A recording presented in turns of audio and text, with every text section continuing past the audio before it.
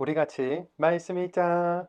푸른 마르고 꽃은 떨어지나 주의 말씀은 영원합니다. 오늘도 말씀을 나누고 전하는 권서인으로 살아가는 모든 분들을 사랑하고 축복합니다. 오늘 우리가 함께 살펴볼 내용은 1. 여성 제자들의 섬김과 그들의 실명을 기록하다. 2. 제자들 가는 곳마다 좋은 소식을 알리고 병을 고쳐주다. 3. 불이 하늘에서 내려와 그들을 없애버리기를 바라십니까? 4. 예수님을 따를 수 없는 핑계를 대다입니다. 지금 예수님은 이스라엘의 외곽지를 돌며 사역해 나가시는데요. 제자들을 모으시고 무리들을 가르치시면서 기적을 행하십니다. 바리새인들이나 율법 전문가들의 방해가 있었지만 예수님은 남성과 여성 모두에게, 유대인과 이방인 모두에게, 부자와 가난한 사람 모두에게 하나님 나라가 어떤 곳인지, 하나님 나라의 백성이 된다는 것은 이렇게 슬픔과 고통, 병과 죽음이 없는 곳에서 보낸다는 사실을 보여주고자 경험하게 하시는 중인 것이죠. 먼저 첫 번째, 여성 제자들의 섬김과 그들의 실명을 기록하다입니다. 누가는 예수님의 사역을 한 절에 요약해서 정리했는데요. 누가복음 8장 1절입니다. 그 뒤에 일어난 일이다. 예수님이 도시마다 마을마다 여기저기 다니고 계셨다. 그러면서 하나님 나라를 선포하시며 좋은 소식으로 알리셨다. 열둘이 예수님과 함께하고 있었다. 아멘. 첫 번째, 도시마다 마을마다 다니시면서 두 번째, 하나님 나라를 선포하셨고 세 번째, 좋은 소식을 알리셨으며 네 번째, 혼자 사역하지 않으시고 열둘과 함께 하셨지요. 그런데 우리가 알고 있는 12명의 제자 외에 여성 제자들도 있었다고 기록했습니다. 누가복음 8장 2절입니다. 여자들도 몇 명 있었다. 그들은 악한 영들과 여러 병에서 고침받은 사람들이었다. 막달라 사람이라 불리는 마리아가 있었다. 그는 귀신 일곱이 빠져나간 여자였다. 3절입니다. 또 요한나가 있었다. 그는 헤롯의 살림을 맡아보는 관리인 구사의 아내였다. 수사나도 있었다. 그 밖에 다른 여자들도 많이 있었다. 그 여자들은 자기들에게 있는 소유물로 예수님과 그 일행을 섬겼다. 아멘. 당시 사회 문화 속에서 무시당하던 여성을 제자로 두었다는 것, 그들의 실명을 기록했다는 것은 매우 파격적인 것이었는데요. 이 여성 제자들은 자기들에게 있는 소유물로 예수님의 사역을 섬긴 신실한 사람들이었고, 주석에 의하면 훗날 초대교회의 사명자들로 든든히 세워졌다고 기록되어 있습니다. 이어서 다른 복음서들에서 살펴본 씨 뿌리는 비유, 자연을 다스리시고 레기온 군대 귀신을 쫓아내시며 출혈병 걸린 여인을 고치신 이야기들은 쭉 읽으시면서 정리해 나가시기에 어려움이 없으실 것입니다. 두 번째, 제자들 가는 곳마다 좋은 소식을 알리고 병을 고쳐주다입니다. 예수님은 12제자들을 전도주로 내보내시는데요. 훗날 예수님의 사역을 이어갈 주역들에게 예수님 없이도 복음을 선포하고 영적 전쟁을 해나갈 수 있도록 훈련시키시는 것입니다. 모든 비용은 하나님이 예비하시고 책임지실 것이다. 아무것도 가져가지 말아라. 너희를 받아들이지 않으면 먼지를 털어버려라와 같은 말씀들도 덧붙여 주시는데요. 복음에 대한 열정과 담대함, 모든 것을 하나님께 맡기는 믿음이 요구되는 상황인 것이죠. 누가복음 9장 2절과 6절입니다. 하나님 나라를 선포하고 아픈 사람들을 낫게 해주라고 하셨다. 그들이 나가서 마을마다 여기저기 돌아다녔다. 가는 곳마다 좋은 소식을 알리고 병을 고쳐 주었다. 아멘. 예수님의 말씀대로 복음을 전하고 병을 낫게 하는 사역을 잘 감당해내는 제자들의 모습이 이렇게 기록으로 남아있음이 감사하지요. 이어서 오병이어의 기적과 베드로의 그리스도 고백, 예수님은 고난과 죽음과 부활을 재차 이야기하시는데도 제자들은 알아먹지 못하고 누가 더 크냐 높으냐 하며 다투는 일들이 기록되어 있는데 우리는 이 내용들은 앞에서 살펴봤기 때문에 지나가겠습니다. 세 번째, 불이 하늘에서 내려와 그들을 없애버리기를 바라십니까?입니다. 앞에서 복음도 전하고 병도 고치면서 사역을 잘 감당해냈던 제자들, 이번에는 교만해지고 우쭐거리는 모습을 보여주는데요. 내용은 이렇습니다. 예수님이 예루살렘으로 가시는 길에 사마리아를 거쳐 지나가려고 했습니다. 일행이 많으니까 숙소며 식사며 준비할 것들이 많았겠죠. 그래서 심부름꾼들을 먼저 사마리아에 보냈는데 사마리아 사람들은 예수님 일행이 마을에 들어오지 못하도록 막은 겁니다. 그 이유는 유대인들이 이방인들과 피가 섞였다며 사마리아인들을 개처럼 취급했고 사마리아 사람들은 그런 유대인들에 대한 반감과 적대감이 있었던 것이죠. 이에 기분이 상한 제자들은 갑자기 하늘에서 불을 내려 없애버리자고 제안하는데요. 누가복음 9장 54절입니다. 제자인 야고보와 요한이 보고서 여쭈었다. 주님, 우리가 말해서 불이 하늘에서 내려와 그들을 없애버리게 하기를 바라십니까? 이것은 구약의 엘리야 선지자가 자신을 잡으러 온 아시아 왕의 군대에 불신파를 내렸던 것처럼 감히 하나님의 능력을 받은 우리들에게 적대적으로 대하다니 하면서 힘을 보여주고 싶었다는 것인데요. 적대감 때문에 구원자이신 예수님을 거절하면서 기회를 놓치는 사마리아 사람들이나 자신들을 배척했다고 불심판을 내리자는 제자들이나 참 안타깝지요. 주님은 우리를 구원하시기 위해 오셨지 심판으로 오신 분이 아니라고 제자들을 남발하시고는 다른 마을로 가셨습니다. 네 번째, 예수님을 따를 수 없는 핑계를 대다입니다. 어느 날 예수님 일행이 길을 가는 중에 어떤 사람이 어디로 가시든지 주님을 따라가겠다고 이야기했는데요. 예수님이 동문서답과 같은 말씀을 하시죠. 누가복음 9장 58절입니다. 그러자 예수님이 그에게 말씀하셨다. 여우들도 굴이 있고 하늘의 새들도 둥지 틀 곳이 있습니다. 그런데 인자는 머리 대고 누울 것이 없습니다. 아멘. 내 주변에 사람이 많아 보이고 나를 따르는 것처럼 보입니까? 실상은 그렇지 않아요. 다들 핑계대면서 적당히 내 곁에 있고 싶어 한답니다. 그래서 나의 사역은 머리 대고 누울 곳이 없을 만큼 외로운 일이에요. 이런 대답을 하신 건데요. 그러더니 직접 증명해 보여주셨습니다. 다른 사람에게 나를 따라오세요 라고 말씀을 하시니까 한 사람은 먼저 아버지의 장례를 치르고 따르겠다고 하고 다른 한 사람은 먼저 집 식구들과 인사를 한 뒤에 따르겠다고 대답합니다. 일반적인 상황에서는 충분히 합당한 사정이라고 생각이 되지요. 우리 누구도 그것을 부인할 수 없고 예수님도 당연히 그러라고 하셨을 겁니다. 그런데 이것은 아버지의 장례, 가족들과의 인사를 명분 삼아서 예수님을 따르지 않을 계획인 핑계라는 행간이 숨겨져 있습니다. 만나고 싶지 않은 이성에게 나는 공부에만 전념하기로 했어 라고 말하는 것처럼 정말 절박한 상황이 아니라 얼굴 붉히지 않고 자연스럽게 거절하는 것이죠. 적당히 머무르면서 하나님 나라를 소유하고 싶은 사람들에게 하시는 예수님의 말씀은 이렇습니다. 누가복음 9장 62절입니다. 예수님이 그 사람한테 말씀하셨다. 손으로 쟁기를 잡고 뒤에 있는 것을 돌아보는 사람은 그 누구도 하나님 나라에 어울리지 않습니다. 아멘. 우리도 주님을 따르는 마음을 점검해 보기 원합니다. 나의 소유로 주님을 섬기고 있나요? 제자들처럼 교만한 마음은 없을까요? 주님의 부르심에 이런저런 잔머리를 굴리고 있지는 않으시나요? 하나님 나라를 바라보며 뒤돌아보지 않고 나아가는 믿음의 사람이 되기를 소망하며 오늘도 말씀을 읽겠습니다. 누가복음 8장입니다.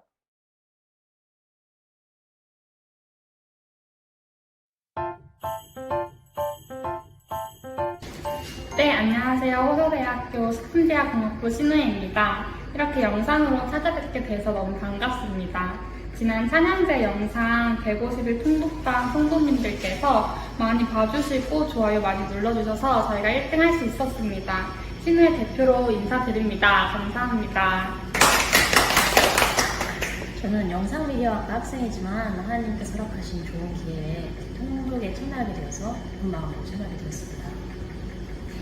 4년의 신화의 활동을 통해 성경을 읽으며 말씀 읽기에 재미를 알게 되었습니다. 이번 시간을 통해 성도님들께서도 기쁜 은혜 말씀을 느끼시길 소망합니다. 그리고 이 영상은 절대 우 교수님의 강요가 아니었음을 다시 한번 밝혀드립니다. 예쁜 학생들과 4년 동안 함께 성경을 읽고 신앙생활을 해서 참 행복했습니다. 이 예쁜 친구들의 앞날이 반짝반짝 빛나기를 응원하면서 기도하겠습니다. 감사합니다. 누가복음 8장. 그 뒤에 일어난 일이다. 예수님이 도시마다 마을마다 여기저기 다니고 계셨다. 그러면서 하나님 나라를 선포하시며 좋은 소식으로 알리셨다. 열둘이 예수님과 함께하고 있었다. 여자들도 몇 명 있었다. 그들은 악한 영들과 여러 병에서 고침받은 사람들이었다. 막달라 사람이라 불리는 마리아가 있었다. 그는 귀신 7이 빠져나간 여자였다. 또 요한나가 있었다. 그는 헤롯의 살림을 맡아보는 관리인 구사의 아내였다. 수산나도 있었다. 그 밖에 다른 여자들도 많이 있었다. 그 여자들은 자기들에게 있는 소유물로 예수님과 그 일행을 섬겼다. 큰 무리가 모여들었다. 각 도시에서 사람들이 예수님께로 나아왔다. 이때 예수님이 비유로 말씀하셨다. 씨 뿌리는 사람이 자기의 씨를 뿌리러 나갔습니다. 그가 씨를 뿌리는데 어떤 것은 길가에 떨어졌습니다. 그래서 짓밟혔고 하늘의 새들이 그것을 쪼아 먹어버렸습니다. 또 다른 것은 돌밭 위에 떨어졌습니다. 그래서 싹이 자라났다가 말라버렸습니다. 물기가 없어서입니다. 또 다른 것은 가시덤불 가운데 떨어졌습니다. 그리고 가시덤불이 함께 자라나 숨을 콱 막아버렸습니다. 또 다른 것은 좋은 흙 속에 떨어졌습니다. 그것이 자라나 열매를 100배나 맺었습니다. 이런 말씀을 하시면서 예수님은 소리를 높이셨다. 들을 귀 있는 사람은 들으시기 바랍니다. 제자들이 예수님께 이 비유가 무슨 뜻인지 여쭈어 보았다. 예수님이 대답하셨다. 그대들에게는 하나님 나라의 비밀들을 아는 것이 허락되었어요. 그렇지만 다른 사람들에게는 비유들을 통해서 알도록 하셨어요. 그래서 그들이 보기는 하지만 보지 못하고 듣기는 하지만 깨닫지 못하도록 하려는 겁니다. 그 비유의 뜻은 이렇습니다. 씨는 하나님의 말씀입니다. 길가에 떨어진 씨들은 말씀을 들은 사람들입니다. 그런데 그 뒤에 마귀가 와서 그들의 마음에서 그 말씀을 집어가 버립니다. 그래서 그들은 믿지 못하여 구원받지 못하게 됩니다. 돌밭 위에 떨어진 씨들은 말씀을 들을 때 기쁘게 받아들이는 사람들입니다. 그러나 이들은 뿌리가 없어서 잠깐 믿다가 유혹이 찾아오면 떨어져 나갑니다. 가시덤불 속에 떨어졌다 함은 이러한 사람들을 두고 하는 말입니다. 이들은 말씀을 들었습니다. 그렇지만 살아가는 동안에 걱정과 재물과 삶의 쾌락이 숨을 틀어 막아 버립니다. 그래서 끝내 열매는 맺지 못합니다. 좋은 흙에 떨어졌다 함은 이러한 사람들을 두고 하는 말입니다. 이들은 착하고 좋은 마음으로 말씀을 듣고 잘 지켜냅니다. 그리고 견딤으로써 열매를 맺습니다. 아무도 등잔불을 켜서 그릇으로 덮어 감추거나 침대 아래에 두지 않습니다. 오히려 등잔대 위에 올려둡니다. 들어오는 사람들이 그 빛을 보게 하려는 것이지요. 숨겨둔 것 치고 환히 드러나지 않는 것이 없습니다. 그리고 감추어둔 것 치고 결코 알려지지 않거나 환히 드러나지 않을 것이 없습니다. 그러므로 그대들은 조심해서 잘 들으세요. 누구든지 가진 것이 있는 사람이 있다면 그에게는 더 주실 겁니다. 그러나 누구든지 가진 것이 없는 사람이 있다면 그 사람한테서는 가지고 있다고 생각하는 것조차 빼앗아 가실 겁니다. 예수님 계신 곳에 예수님의 어머니와 형제들이 이르렀다.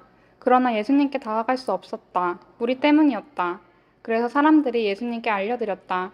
선생님의 어머니와 선생님의 형제들이 바깥에 서 계십니다. 선생님을 보고 싶어 하십니다. 그러자 예수님이 그들한테 대답하셨다. 내 어머니와 내 형제들은 바로 이 사람들입니다. 곧 하나님의 말씀을 듣고 실행하는 사람들입니다. 어느 날 일어난 일이다. 예수님이 배에 올라타시자 제 아들도 그렇게 했다. 예수님이 그들에게 말씀하셨다. 호수 건너편으로 갑시다. 그래서 그들이 배를 출발시켰다. 그들이 배 타고 가는 동안에 예수님은 깊이 잠드셨다.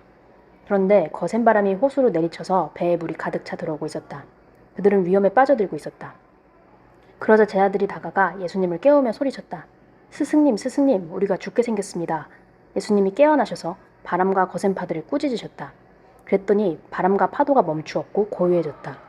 예수님이 제 아들에게 말씀하셨다. 그대들의 믿음은 어디에 있나요? 제 아들은 두려움에 사로잡혀 놀라워했다. 그러면서 그들은 서로 수군거렸다. 누구시지? 정말 이분은? 바람들한테 명령하시다니. 물결한테도. 그리고 그것들이 순순히 그분 말씀을 듣다니. 예수님 일행이 걸어서 사람들이 사는 지역으로 배 타고 갔다. 그곳은 갈릴레아 맞은편이다. 예수님이 그 땅에 내리시자 그 도시에 속한 어떤 사람이 예수님을 만났다. 그는 귀신 붙은 사람이었다. 그 사람은 오랫동안 옷을 입지 않고 지냈다. 그가 머무는 곳은 집이 아니라 무덤들 있는 곳이었다. 그가 예수님을 보자 목청껏 소리를 지르고 예수님 앞에 엎드렸다. 그리고 크게 외쳤다. 저한테 왜 이러십니까? 더없이 높으신 하나님의 아들 예수님 부탁입니다. 제발 저를 윽박 지르지 마십시오. 예수님이 그 더러운 영에게 명령하여 그 사람한테서 떠나라고 하셨던 것이다. 귀신이 오랫동안 그 사람을 휘어잡고 있었기 때문이다. 사람들은 그를 사실과 족쇄로 붙잡아 묶어서 지키려고도 해보았다. 그렇지만 그는 그 묶은 것들을 깨뜨려 버리고 귀신에게 내몰려 외딴 곳으로 뛰쳐나가곤 했다. 예수님이 더러운 영에게 물으셨다. 너의 이름이 무엇이냐? 그가 대답했다. 레기온입니다. 많은 귀신이 그에게로 들어가 있었기 때문이다. 귀신들이 예수님께 사정사정했다. 자기들에게 밑바닥 없는 구덩이로 떠나가라고 명령하시지 말아달라고 했다. 마침 거기 산비탈에서 매우 많은 돼지가 무리지어 풀을 뜯어먹고 있었다. 귀신들이 예수님께 사정사정하기를 자기네가 그 돼지들에게로 들어가도록 허락해달라고 했다. 예수님이 허락해 주셨다. 그러자 귀신들이 그 사람한테서 나와서 돼지한테로 들어갔다. 그리고 돼지떼가 벼랑으로 돌진하여 호수에 떨어져 숨이 막혀 죽었다. 벌어진 일을 보고 돼지치던 사람들이 달아나 그 도시 안과 둘레의 여러 농장으로 가서 그 일을 알렸다. 그러자 벌어진 일을 보려고 사람들이 나와서 예수님께로 왔다. 그들이 보니 귀신들이 빠져나간 그 사람이 옷도 입고 정신이 멀쩡한 채 예수님 발 곁에 앉아 있었다. 그래서 사람들은 두려움에 사로잡혔다. 이 일을 지켜본 사람들이 귀신 들렸던 사람이 어떻게 구원받았는지를 그들에게 알려주었다. 그러자 거러사 둘레 지역의 사람들이 모두 예수님께 자기들한테서 떠나달라고 요청했다. 그들은 큰 두려움에 붙잡혀 있었기 때문이다. 그래서 예수님은 배에 올라타라고 돌아가셨다. 귀신들이 빠져나간 그 사람이 예수님께 줄기차게 매달려서 같이 있게 해달라고 했다. 그러나 예수님은 그를 떠나보내며 말씀하셨다. 집으로 돌아가세요. 그리고 하나님이 그들을 위해 해주신 일을 다 이야기하세요. 그는 떠나가 예수님이 자기를 위해 해주신 일을 온 도시 곳곳에 다 선포했다. 예수님이 돌아오시자 무리가 반갑게 맞이했다. 모두들 예수님을 기다리고 있었던 것이다. 그런데 보라, 어떤 사람이 왔다. 그의 이름은 야이로였다. 이 사람은 회당의 책임자였다. 그가 예수님의 발 앞에 엎드려 자기 집으로 와주시기를 애원했다. 그에게는 12살쯤 되는 하나뿐인 딸이 있었는데 그 딸이 죽음의 문턱에 있었기 때문이다. 예수님이 그 집으로 가고 계시는데 무리들이 숨이 막힐 정도로 예수님을 바짝 밀어댔다. 그런데 12년 전부터 출혈병에 시달려온 여자가 있었다. 먹고 살 돈을 의사에게 다 써버렸지만 아무한테도 고침을 받을 수 없었다. 이 여자가 뒤에서 다가와 예수님의 겉옷의 자락 술을 건드렸다. 그러자 곧장 그 여자에게서 출혈이 멈추었다. 그때 예수님이 물으셨다. 나를 건드린 사람이 누구지요? 다들 자기는 아니라고 할 때 베드로가 대답했다. 스승님, 무리들이 스승님을 에워싸고 떠밀어 대고 있습니다. 그러나 예수님이 말씀하셨다. 나를 건드린 누군가가 있어요. 내가요, 나한테서 능력이 흘러나간 것을 알아차렸거든요. 그 여자는 자기가 들키지 않을 수 없다는 것을 알았다. 그래서 떨며 나왔고 예수님 앞에 엎드려 자기가 무슨 까닭으로 예수님을 건드렸는지 모든 백성 앞에서 털어놓았다. 어떻게 해서 곧장 낫게 되었는지도 말했다. 예수님이 그에게 말씀하셨다. 따님, 그대의 믿음이 그대를 구원했어요. 평안히 가도록 하세요. 예수님이 아직 말씀하고 계실 때 그 회당 지도자의 집에서 어떤 사람이 와서 말한다. 따님이 이미 숨을 거두었습니다. 저 선생님을 더는 성가시게 하지 마십시오. 그러나 예수님이 들으시고 그 회당 지도자에게 대답하셨다. 두려워하지 마세요. 믿기만 하세요. 그러면 따님이 구원받을 겁니다. 예수님이 그 집에 이르러서는 자기와 함께 들어가는 것을 아무에게도 허락하지 않으셨다. 베드로와 요한과 야고보와 그 아이의 아버지와 어머니에게는 허락하셨다. 모두들 울고 있었고 그 아이로 가슴을 치고 있었다. 그런데 예수님이 말씀하셨다. 울지도 마세요. 아이는 죽은 것이 아니라 자고 있어요. 그러자 사람들은 예수님을 비웃었다. 그 아이가 죽었다는 것을 알고 있었기 때문이다. 그러나 예수님은 그 아이의 손을 붙잡고는 부르며 말씀하셨다. 얘야, 일어나라. 그러자 그 아이의 영이 돌아왔고 아이가 곧장 일어났다.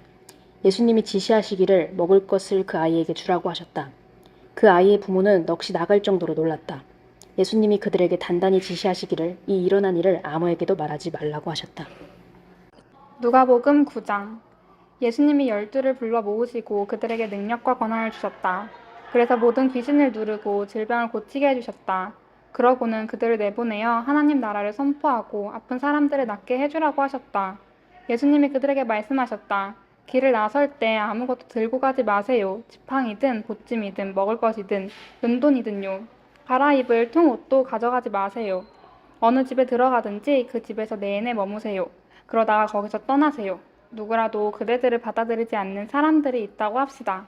그러면 그 도시에서 나갈 때 발에서 먼지를 털어버려 그들한테 불리한 증거가 되게 하세요. 그들이 나가서 마을마다 여기저기 돌아다녔다. 가는 곳마다 좋은 소식을 알리고 병을 고쳐주었다. 갈릴레아의 통치자인 헤롯은 일어난 일을 모두 듣고서 어쩔 줄 몰라 하고 있었다. 이런저런 말들이 있었기 때문이다. 어떤 사람들은 요한이 죽은 사람들 가운데서 일으킴 받아 살아났다고 했다. 그런데 어떤 사람들은 엘리야가 나타났다고 했다. 또 다른 사람들은 예언자 가운데 어떤 분이 살아 일어났다고 했다. 그러나 헤롯은 말했다. 요한의 목을 베게 한 것은 바로 나다. 그런데 이 사람은 누구란 말인가? 이런 소문이 내게 들려오는 이 사람은? 그래서 헤롯은 예수님을 만나보려고 했다. 사도들이 돌아와서 자기들이 한 일을 다 예수님께 이야기해드렸다. 예수님은 그들을 데리고 따로 물러나 한 도시로 가셨다. 벳세다라는 곳이었다. 그러나 무리들이 알아차리고 예수님을 따라갔다. 예수님은 그들을 따뜻히 맞아주시고 그들에게 하나님 나라에 대해 말씀하셨다. 거쳐줄 필요가 있는 사람들은 낫게 해주셨다. 이제 날이 저물기 시작했다. 그러자 12이 다가와서 예수님께 말씀드렸다. 무리를 흩어보내시지요. 둘레 마을들과 여러 농장으로 다니며 묵을 곳을 알아보고 먹을 것도 얻게 하시지요. 우리가 있는 여기는 외떨어진 곳이니까요. 그러나 예수님은 제자들한테 말씀하셨다. 그대들이 주세요. 그대들에게 먹을 것을. 그대들이요. 제자들이 말씀드렸다. 우리에게 있는 것이라고는 빵 5개와 물고기 2마리 뿐입니다. 우리 자신들이 가서 200성을 다 먹을 수 있도록 음식을 사오지 않으면요. 거기에는 남자 어른이 5,000명쯤 있었기 때문이다. 예수님이 제자들에게 말씀하셨다. 사람들을 대충 50명씩 모둠지어 자리 잡고 앉게 하세요. 제자들이 말씀대로 해서 모두 다 자리 잡고 앉게 했다. 예수님이 그 빵 5개와 그 물고기 2마리를 받아 들고 하늘을 우러러 보시고는 감사 기도를 드리셨다. 그러고는 제자들에게 빵을 떼어 주셔서 무리 앞에 가져다 놓게 하셨다. 그들이 먹고 모두가 배불렀다. 그리고 먹고 남은 조각들을 모아보니 광주리로 12이나 되었다. 예수님이 혼자 기도하고 계실 때 일어난 일이다. 제자들은 예수님과 함께 있었다. 예수님이 제자들에게 물어보셨다. 무리들이 나를 누구라고 하나요? 제자들이 대답했다. 세례자 요한이라고 합니다. 다른 사람들은 엘리야라고 합니다. 또 다른 사람들은 옛 예언자 가운데 어떤 분이 다시 살아 일어났다고 합니다. 예수님이 그들에게 물어보셨다. 그러면 그대들은 나를 누구라고 하나요? 베드로가 대답했다. 하나님의 그리스도이십니다. 그런데 예수님은 그들에게 단단히 주의를 주어 이것을 아무에게도 말하지 말라고 하셨다. 예수님이 말씀하셨다. 인자가 반드시 고난을 많이 겪어야 합니다. 원로들과 대제사장들과 율법 학자들한테서 쓸모없다고 버림받아야 합니다. 죽임당해야 합니다. 그러나 3일째 날에는 일으킴 받아 살아나야 합니다. 그러고는 예수님이 모두에게 말씀하셨다. 누구든지 나를 뒤따르려면 자신을 내려놓고 날마다 자기 십자가를 메고 나를 따라오기 바랍니다. 누구든지 자기 목숨을 구하려고 하면 잃어버릴 것입니다. 그러나 누구든지 나 때문에 자기 목숨을 잃는 사람, 이 사람은 목숨을 구할 것입니다. 사람이 온 세상을 얻는다 해도 자신이 죽거나 심하게 다친다면 무슨 쓸모가 있습니까? 나와 내 말을 창피하게 여기는 사람이 있다고 합시다. 그러면 그가 누구든 그 사람을 인자가 창피하게 여길 것입니다. 자신과 아버지와 거룩한 천사들의 영광 가운데 올 때예요. 참으로 그대들에게 말합니다. 이곳에 서 있는 사람들 가운데 몇 명은 절대로 죽음을 맛보지 않을 것입니다. 하나님 나라를 마침내 볼 때까지는요. 이 말씀을 하시고 나서 8일쯤 되어 일어난 일이다. 예수님이 베드로와 요한과 야고보를 데리고 기도하러 산으로 올라가셨다. 예수님이 기도하고 계실 때 일어난 일이다. 예수님의 얼굴 모양이 달라졌고 예수님의 옷이 새하얗게 빛나고 있었다. 그런데 보라, 두 사람이 예수님과 말씀을 나누고 있었다. 그들은 바로 모세와 엘리야였다. 그들이 영광 가운데 나타나 예수님의 떠나심에 대해 말하고 있었다. 그것은 예수님이 예루살렘에서 머지않아 이루실 일이었다. 그런데 베드로와 그 일행은 졸음에 겨워 잠들어 있었다. 그러다가 완전히 깨어나서 예수님의 영광을 보았다. 두 사람이 예수님과 함께 서 있는 것도 보았다.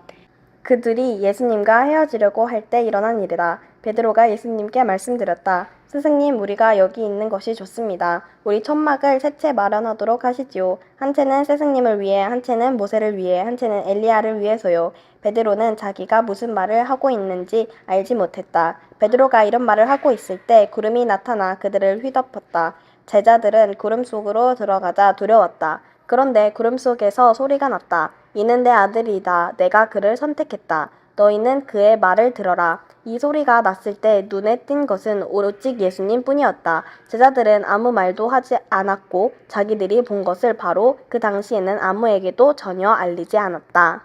다음 날 예수님과 3명의 제자가 산에서 내려올 때 일어난 일이다. 큰 무리가 예수님을 맞이하러 왔다. 이때 보라, 무리 가운데서 어떤 사람이 애타게 부르짖었다. 선생님, 부탁입니다. 제 아들을 꼭 살펴봐 주십시오. 제게는 하나뿐인 자식입니다. 그런데 보세요. 어떤 영이 그 아이를 덮치면 아이는 갑자기 소리를 질러댑니다. 그 영은 아이를 뒤 흔들어 놓고 거품을 물게 합니다. 또 아이를 좀처럼 떠나지 않고 상처투성이로 만듭니다. 그래서 제가 선생님들의 제자들에게 그 영을 쫓아내려고 매달렸지만 그들은 하지 못했습니다. 예수님이 대답하셨다. 아, 믿음이 없고 비뚤어진 세대 사람들이여, 언제까지 내가 여러분 곁에서 있어야 한단 말입니까? 언제까지 여러분을 받아줘야 한단 말입니까? 그대 아들을 이리로 데려오세요. 아이가 예수님께 오고 있는 사이에도 귀신이 그를 거꾸러뜨리고 마구 뒤흔들어 놓았다. 그러나 예수님은 그 더러운 영을 꾸짖으시고 그 아이를 낫게 해주셨다. 그리고는 그 아이를 아버지에게 돌려주셨다. 모두가 하나님의 위대하심에 몹시 놀랐다. 예수님이 하시는 모든 일을 두고서 모두가 놀라워하고 있었다. 그때 예수님이 제자들에게 말씀하셨다. 바로 그대들은 이 말들을 귀담아 들으세요. 인자가 머지않아 사람들 손에 넘겨질 것입니다. 그러나 제자들은 이 말씀을 알아듣지 못하고 있었다. 그들에게는 그 뜻이 가려져 있어서 알아차리지 못했던 것이다. 그런데도 그들은 이 말씀에 대해 예수님께 여쭤보기를 두려워하고 있었다. 제자들 사이에서 말다툼이 벌어졌다. 문제는 자기들 가운데서 누가 가장 크냐 하는 것이었다. 예수님은 그들의 마음속 생각을 아시고 어린이 하나를 데리고 와서 자기 옆에 세우셨다. 그리고 그들에게 말씀하셨다. 누구라도 내 이름 때문에 이 어린이를 맞아들이는 사람은 나를 맞아들이는 것입니다. 또 누구라도 나를 맞아들이는 사람은 나를 보내신 분을 맞아들이는 것입니다. 그대들 모두 가운데서 가장 작은 사람, 바로 그 사람이 큰 사람이니까요. 그러자 요한이 대답했다. 스승님, 우리가 스승님의 이름을 내세워 어떤 사람이 귀신들을 쫓아내는 것을 보았습니다. 그런데 우리는 그를 막으려고 했습니다. 그가 우리와 함께 스승님을 따르지 않기 때문입니다. 예수님이 요한한테 말씀하셨다. 막지 마세요. 그대들과 맞서지 않는 사람들은 그대들을 위하는 사람이니까요. 예수님이 위로 들려 올라가실 때가 다 되었을 때 일어난 일이다. 예수님이 예루살렘에 가기로 마음을 굳히셨다. 그래서 자기보다 앞서 심부름꾼들을 보내셨다. 그들은 가서 사마리아 사람들의 마을로 들어갔다. 예수님을 위해 준비하기 위해서였다. 그러나 사마리아 사람들은 예수님을 맞아들이지 않았다. 예수님이 예루살렘으로 가고 계셨기 때문이다. 제자인 야고보와 요한이 보고서 여쭈었다. 주님, 우리가 말해서 불이 하늘에서 내려와 그들을 없애버리게 하시기를 바라십니까?